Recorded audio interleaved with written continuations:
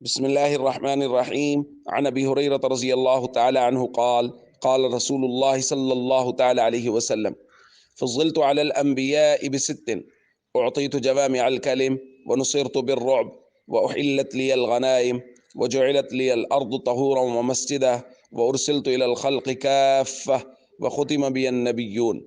رواه مسلم۔ نبی کریم صلی اللہ علیہ وسلم نے ارشاد فرمایا، مجھے انبیاء پر 6 چیزوں کے ذریعہ سے فضیلت دی گئی ہے۔ نمبر 1، مجھے جوامع الکلم دیے گئے ہیں۔ نمبر 2، میری رعب کے ساتھ مدد کی گئی ہے۔ نمبر 3، میرے لیے غنیمتوں کو حلال قرار دیا گیا ہے۔ نمبر 4، میرے لیے تمام زمین کو پاکیزہ اور مسجد بنایا گیا ہے۔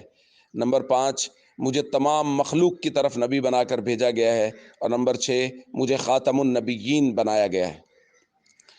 دوستو، ہمارے آقا حضرت محمد کریم صلی اللہ علیہ وسلم کو بے شمار خصوصیات و فضیلتیں حاصل ہیں، اور ان میں سے خاص طور پر ان 6 کا حضور نے ذکر کیا۔ نمبر 1، جوامع الکلم کا دیا جانا، یعنی حضور علیہ الصلوۃ والسلام کی زبان مبارک سے نکلنے والے الفاظ بہت کم ہوتے تھے، لیکن ان کے معانی و مفاہیم بہت زیادہ ہوتے تھے۔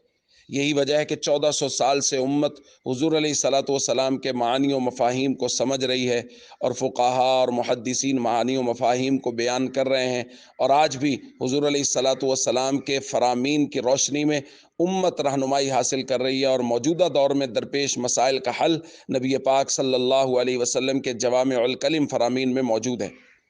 دوسرا، حضور نے فرمایا میری رعب کے ساتھ مدد کی گئی ہے۔ دوسری روایت میں حضور نے فرمایا نصرت بالرعب مسیرۃ شہر، 1 مہینے کی مسافت دشمن مجھ سے دور ہوتا ہے، اور اللہ میرا رعب اس پر طاری فرما دیتے ہیں۔ اور حضور نے فرمایا مال غنیمت کو میرے لیے حلال قرار دیا گیا ہے، تمام کی تمام زمین کو میرے لیے پاکیزہ اور مسجد بنایا گیا ہے۔ اور حضور نے فرمایا مجھے تمام مخلوق کی طرف نبی بنا کر بھیجا گیا ہے۔ دوسری روایت میں حضور نے فرمایا وَكَانَ النَّبِيُّ يُبْعَثُ إِلَىٰ قَوْمِهِ خَاصَّةً، نبی خاص طور پہ اپنی قوم کی طرف بھیجے جاتے تھے۔ وَأُرْسِلْتُ إِلَى النَّاسِ عَامَّةً، اور مجھے تمام لوگوں کی طرف نبی بنا کر بھیجا گیا ہے۔ اور آخر میں فرمایا وَخُتِمَ بِي النَّبِيُّونَ، یہ سب سے بڑا مرتبہ کہ اللہ تعالیٰ نے مجھے خاتم النبیین بنایا ہے۔